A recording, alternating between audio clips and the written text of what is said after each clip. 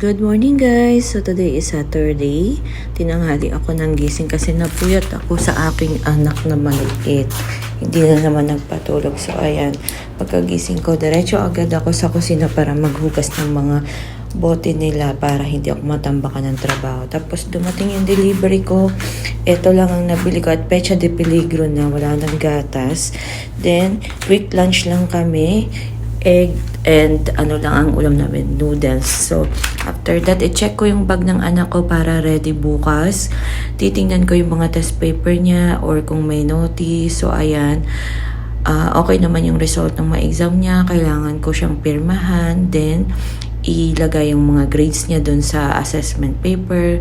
After that, may nakita akong reviewers na nilagay si teacher kasi may exam pala sila this coming week. So, kailangan kong ayusin at i-ready dahil alam nyo naman, working mom din ako. So, busy